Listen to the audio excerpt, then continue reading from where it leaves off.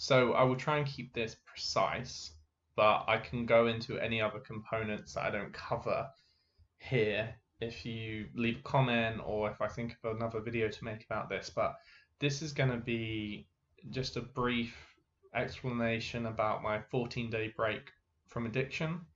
Now, I realize what I'm about to share, what I was addicted to, might not be as bad as some other things, like I wasn't addicted to any hard drugs, but I do believe that addiction of any kind can really ruin your life. And one of the things I've addicted to is alcohol, and that has really taken over my parents' life, and really affected my childhood. So yeah, I think every addiction should be taken seriously or at least listened to or addressed if it's affecting your life. So I was addicted to, or am addicted to, whatever you want to call it, alcohol, caffeine, and nicotine. So I think if you wanted to summarize that whole, I just like getting high, like stimulating myself. So I would just mix anything I could in the house to get the biggest high, or biggest feeling, and seeing my limits. And I don't know why, I guess I just didn't feel good when I wasn't taking something. So I felt like I needed something to stimulate me. And I am very sensitive to caffeine. So when you have a stimulant that you're really sensitive to, that can help you push further and further, um, and kind of push you further than you would normally. And that's not necessarily a good thing with addiction. So I saw I was unhappy. I saw I was depressed. I was like, okay, I'm not productive. I'm not doing as much I want to. I'm not where I am, where I want to be in life, and I'm not happy either. So I was like, why am I doing this?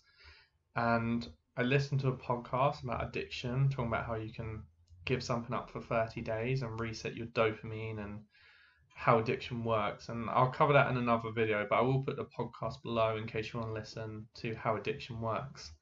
Um, so yeah, I gave everything up, and the first few days were like really dark, really horrendous. I had sciatica, like my pain threshold dropped. My chronic pain condition really flared up, and I was just, my back was killing me. My muscles felt tight. I had a horrible migraine, so I had a lot of physical conditions. And also, I just felt really dark, really depressed, really irritated, um, and just horrendous.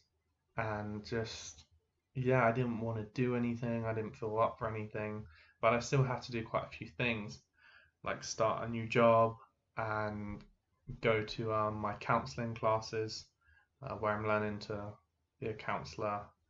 I'm trying to get a counseling qualification anyway. Um, just a level two though. But yeah, it's tough, It was really difficult, but yeah, as the time went on, I noticed a bit more. It's weird, like day maybe seven, eight, nine, I noticed little glimpses of just feeling like a kid again. Like there was little glimpses, like when I was on a walk, of feeling happy about going on a walk. I wanted to like go out on the weekend. I wanted to like do something. It was weird. Like I just felt youthful, and then I also felt more people like noticing me, particularly women, like catching my eye or people noticing me more. I don't know what that is. I don't know if I'm just more aware of my surroundings or people could sense there was something different in me. It was weird, but yeah, it was quite a weird thing. I kept working out. I did a couple good workouts near the end of the 14 days. My workouts at the start suffered.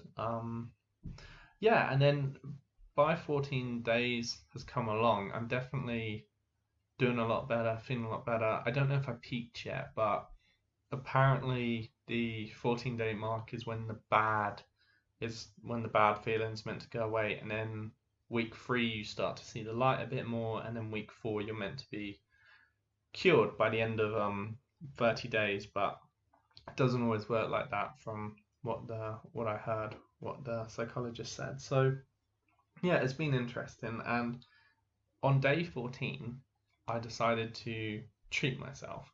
So I let myself have a tea in the morning, and then I had like a I had a couple drinks.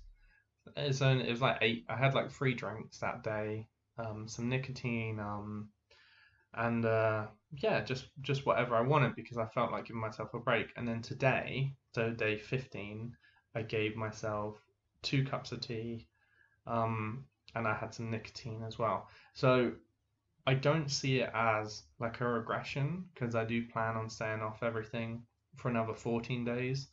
And I don't think this little stint of 1 or 2 days, having like fairly low dosage of everything, has ruined my dopamine again. Like I still feel good, but I need to be careful not to fall back into that cycle. So I don't see this as a bad thing, and I'm quite happy that I let myself have this. And I think going forward, if I'm able to control it, it might be nice to let myself do this like once a month or something. Let myself have these treats. But yesterday, I don't know if it's because I took something to help me sleep, or I really dipped in the afternoon or evening, and I felt very sad. I don't know if that was the alcohol or what, but yeah, and I don't know what happened, but I was like, you know what, I actually don't.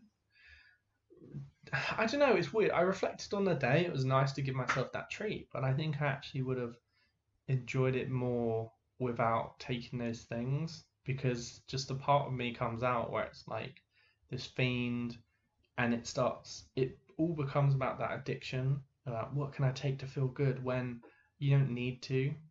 And when you stop focusing on taking stuff to feel good, you can feel good in other ways. I also found I was like a bit more compassionate for other people and nicer to other people, maybe less self-centered. I helped my girlfriend with a couple of things, which I wouldn't have normally done. I was more productive by the end of it. Um, so it's been quite interesting. So it's kind of got on a bit now, this video, the length, but hopefully it stayed kind of focused. Yeah, I will talk about other components if you want in another video, but I'm hoping to get to like day 30 and not have anything else before then and see how I feel then. Um, Obviously, I have cheated a little bit and not stayed off everything, but I'm quite happy. Like, I don't think I'm going to regress, and I still feel beneficial. So, um, interesting 14 days. Hopefully, I can do another 14, and then I'll go from there, and then maybe do a month at a time or just stay off. I'll have to see how I feel. But yeah, that's pretty much my summary of my 14-day break from addiction. Yeah, thanks for listening.